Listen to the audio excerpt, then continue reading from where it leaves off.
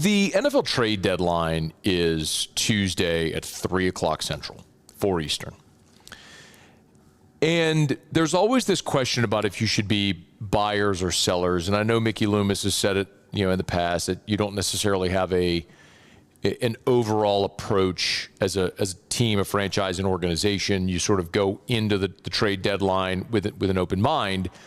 If you have an opportunity to add a player and it makes sense, you do it. And similarly, if someone's going to give you something that you deem to be a great value to trade a player, then you would trade that player if the deal made sense. I think this year for the New Orleans Saints, even if that feels like a sensible approach, you need to pivot off of that approach and be sellers in every way. I mean, quite literally, any player on your roster that is on an expiring contract that could become a free agent, or someone you do not think you are going to sign to a contract extension, if you can get any future asset for that player, then you need to move that player.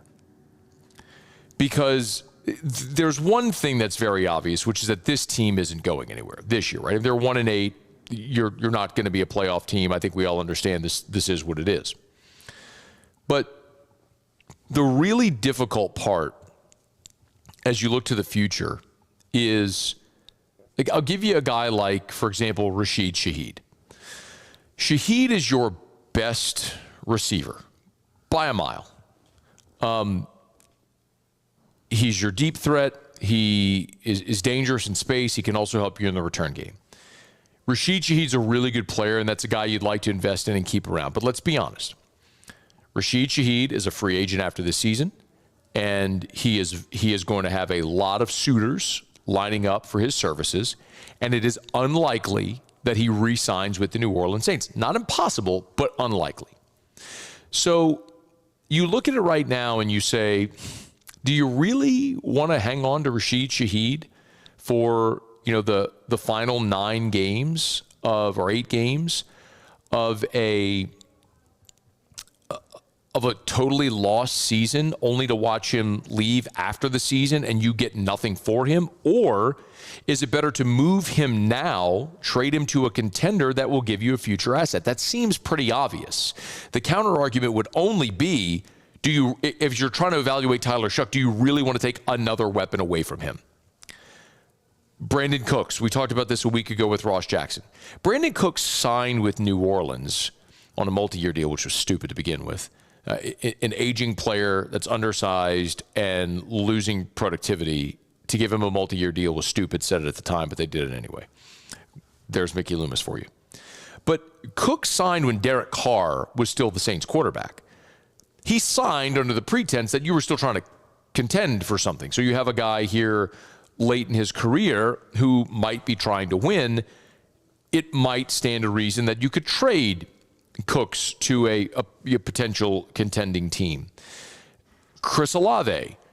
You picked up Chris Olave's 5th-year option, so he's under contract next year for just about $15.5 million. But if there's a team that likes Chris Olave, that's willing to give you maybe a day 2 pick for him, which I think would be very rich. But if someone were to give you a day 2 pick for Chris Olave and you could trade him and then not have to spend the money to extend him, why wouldn't you do that? And I could say the same about a guy like Alvin Kamara, who is nearing the end of, look, you gave Kamara the extension a year ago.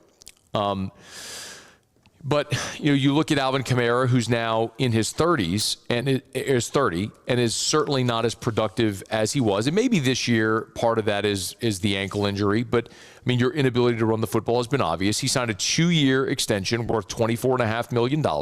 So he's in the first year of that extension. So he becomes an unrestricted free agent after 2026. So could you trade Kamara to a contending team, and then next year you'd get his $18 million off? Well, actually, you'd have that $18 million in dead money on the books for next year, but you'd get an asset in turn. Like, why? I know Kamara wants to stay, and that's awesome, but it's also not his decision. all that to say, Juwan Johnson, I would say this, if someone wants to give you, I mean, you signed Juwan Johnson to a 3-year, $30 million contract. If somebody wants to get a big-bodied pass-catching tight end and they want to give you a 7th-round pick, I would take a 7th-round pick for Juwan Johnson. My point is, this is a teardown. Like, this is a total rebuild. There's nothing salvageable. Like, you can't look at a player like Pete Werner today and say he's part of our championship future, because that is so far in the distance. I would rather get younger and more affordable than continue to invest in players that are on their 2nd or maybe 3rd contracts right now when you are not close to contending. So, and you could always say, and listen, I've used this example before with the Bengals when they drafted Joe Burrow, and they went from, the worst team in the NFL, had the first pick, won 4 games that first year with Joe, and the next year they were in the Super Bowl. So, in theory, yes, you can turn it around quickly if you nail that pick. But if we're being very honest with the Saints roster, they're not close to being a contending team. So if you think even if next year you drafted the right player and then it took 2 years, you're 3 years away, like what are you investing in a player like Pete Werner for the next 3 years? Nothing.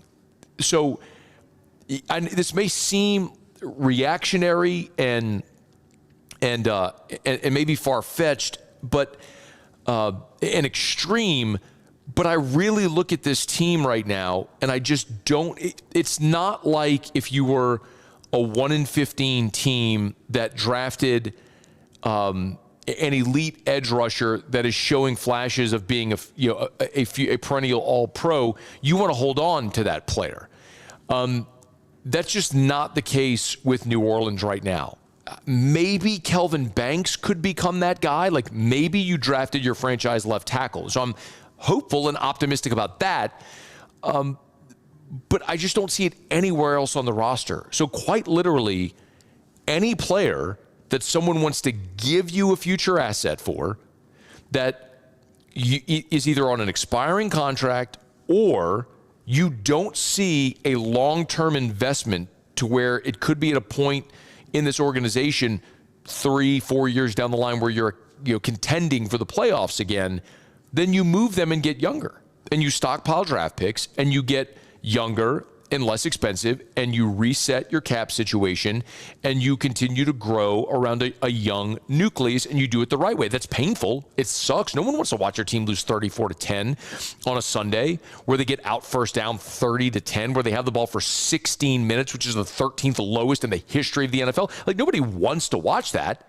But it's the reality of the situation you're in because of years of bad deals and bad contracts and bad drafts, which has left you void of talent with young quarterbacks and a young head coach that's all feeling their way through this right now. So it's better to try to, instead of maybe stumble your way to a couple of wins this year that might be better for optics, I would rather say, what am I actually building for in the long term?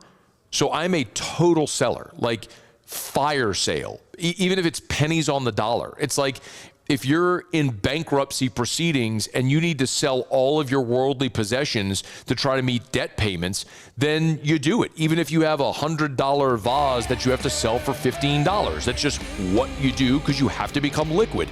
That's how I feel about the Saints right now.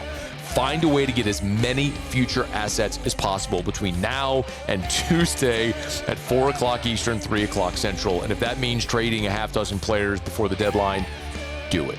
Hey, thanks so much for watching. Please leave your comments. I love to interact. And be sure to hit the red subscribe button below.